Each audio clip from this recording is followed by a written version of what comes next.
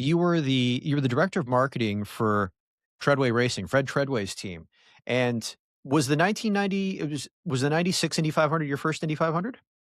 No, I've been to the Indy 500 as a fan for 1990, 91, and 92, and then I was credentialed for 93 and 94 working with Scott Goodyear.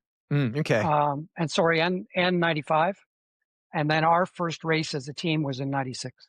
Oh, because you were working with him when he was with Walker Racing and Steve Horn's team then? Yes. Or was it Rick Gallus's team? No, it was Steve Horn in Steve 95. is 95. Oh, yeah, we Yeah, 'cause 95 in the what pace car. yeah, exactly. But, so you make the jump after. There's this like, we're not gonna get into the details for the audience, but there's a split between the 2 series. Think kind of like AFL and NFL, and all of a sudden, the Indy 500 gets turned upside down. You go into it in 1997, new cars, new team, and what was it like, not just marketing the Indy 500, but marketing kind of this new series? What was it what was the response from sponsors on the ground? Was it still a bit of a hard sell? Would people go, "Hey, wait a minute, is this still the same series that races at Long Beach and Michigan and so forth?"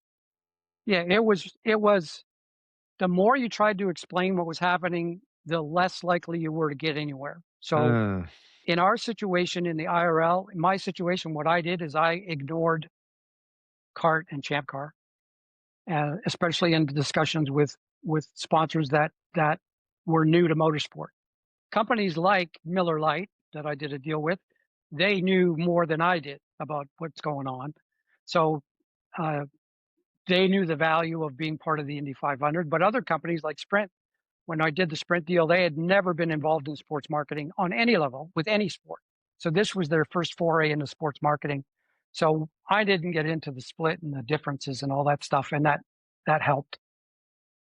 and take us through the '97 Indy 500 because you were the director of marketing. There's a photo of you. You could we can people can find it online, I imagine, where you get the chance to drink the milk because that is what the winner gets when they win the Indy 500 is homegrown Indiana farmers milk. They pass it around and so forth. So you get a chance to win the Indy 500, and I I don't know how early this is in your career. How do you top that? Like, do you look at that and go, "I think I've made it"? It's kind of like, I guess, I mean, kind of like a kid playing hockey their entire life, winning the Stanley Cup. Yeah, and as time goes on, I appreciate it more, Victor. I mean, now they dump the milk all over their head, Oh yeah, but back then, you know, Ari drank the milk. I happened to be standing right beside him on the podium. He just turned to me, handed me the milk. I took a swig, and then I handed it to Fred Treadway. And there's 400 photographers there, so somebody got a photo of it, of me actually drinking it. I have it up on my wall right here. And so, yeah, as time goes on, I appreciate that more and more. But I'll something that you'll appreciate. The race ends on Tuesday. We had the yes. banquet Tuesday night, and we raced in Texas. We were on track on Friday in Texas. You were on track on Friday in Texas, and then Ari made his way back into the media again from that Texas race as well too, Yes, when USAC screwed up the scoring and, well, AJ Foyt smacked him right in victory yes. lane. Oh yeah, right Yeah, into the flower pot. yeah, for anyone who were listening is that there was a timing and scoring issue, and there was a debate over who had won the race. Forget who was racing for, AJ Foyt at that time. Was it Billy Billy Boat? It Boat. was Billy Boat, yeah, Billy Boat, and basically in victory lane had to take the trophy away, and rather than let the officials, I guess, sort it out immediately, Ari Ari went to victory lane Well, let me and correct give you us the if I story. may. Please go for it. AJ Foyt still has the trophy. Really? He still got the He did not trophy. give it back. They had to make another one to give it to us. I wonder if he displays it proudly, Probably. in Houston somewhere. Yep. God.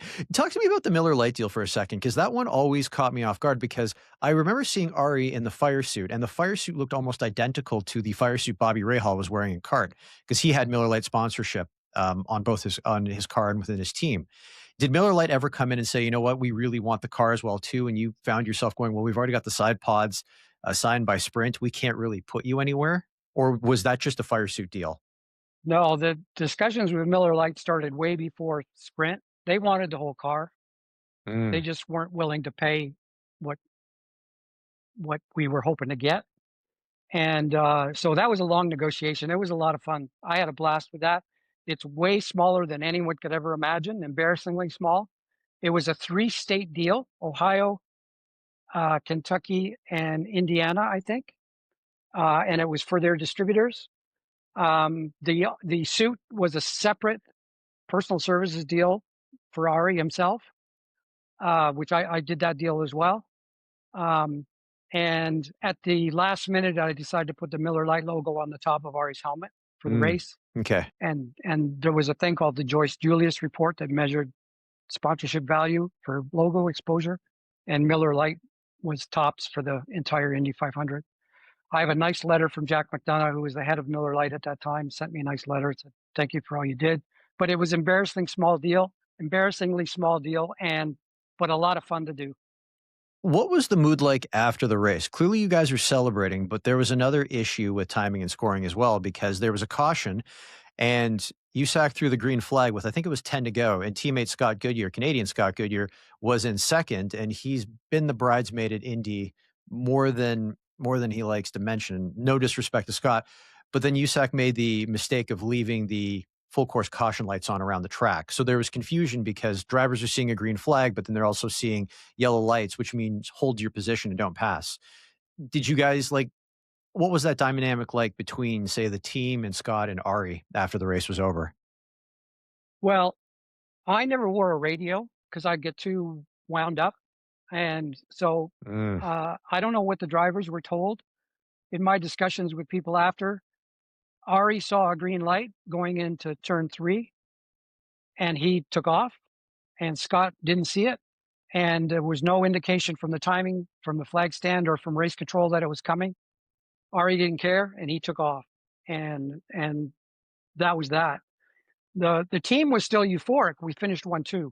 You know, I was at Indy in '92 when Scott finished second to Junior. I was with him with the pace car thing in '95. I felt really bad for Scott, but our team finished 1-2. It had only happened once in history before that with Penske.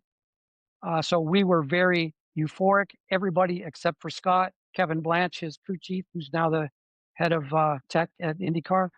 So it was mixed emotions to answer your question.